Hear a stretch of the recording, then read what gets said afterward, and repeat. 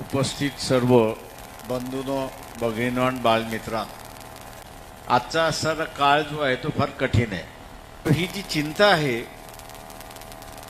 या चिंतेच्या संदर्भातच मी आपल्याशी या ठिकाणी बोलणार आहे. चिंता कोणाची आहे तर पहिल्यांदा असणारं या देशामधल्या बेरोजगारांची. अजून 2055 पर्यंत जी तरुण पिढी आहे त्यांची संख्या वाढत राहणार आणि 2055 नंतर ती असणारी वाढणारी पिढी जी आहे ती हळूहळू कमी होईल अशी असणारी परिस्थिती आहे. त्याच्यामुळे येणाऱ्या कालावधीमध्ये बेरोजगारी जी आहे ती बेरोजगारी मोठ्या प्रमाणात वाचून आपल्यासमोर या ठिकाणी उभं राहणार आहे.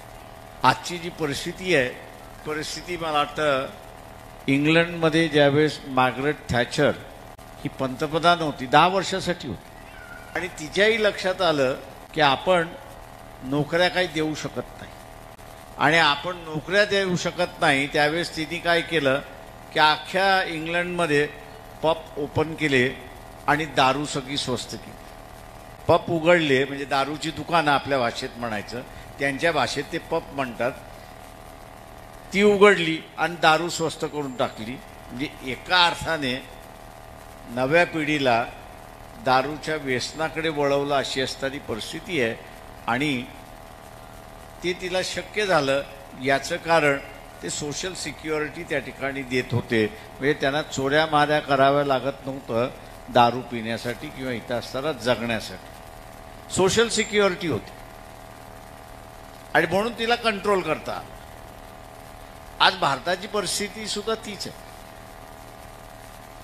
दारूच्या ऐवजी इथे आज 2 गोष्टी वाटल्या जातात की ज्या बाबासाहेबांनी सांगितल्या होत्या की इथे होता कामा नये, आपण त्याला हात घालता कामा नये. या देशातला ज्याला आपण हजारो वर्षाची गुलामी आपण म्हणतो त्या गुलामीची कारणं बाबासाहेबांनी सांगितली की इथे असणारा जात आणि धर्म या 2 गोष्टीला आपण प्राधान्य दिलं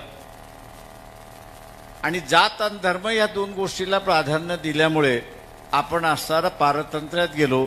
मग ते मोगलांचं राज्य असेल, ख्रिश्चनांचं राज्य असेल, इतर कोणाचं असेल, मिळवलेलं स्वातंत्र्य हे जर टिकवायचं असेल तर धर्म आणि जात हा माणसाचा व्यक्तिगत भाग राहिला पाहिजे. तो चळवळीचा आणि देशाचा विषय होऊ नये अशी असणारी परिस्थिती आहे.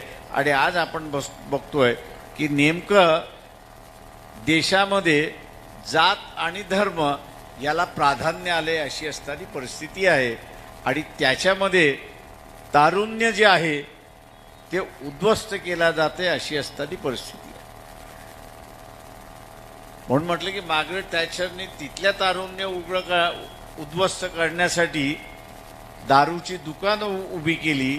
आपल्या इथल्या सरकारने या नव्या पिढीचं तारुण्याचं असणारं आयुष्य उद्ध्वस्त करण्यासाठी धर्म आणि जात याचा असणारा वापर करून त्याचं आयुष्य उद्ध्वस्त केलं जाते अशी असणारी परिस्थिती आहे.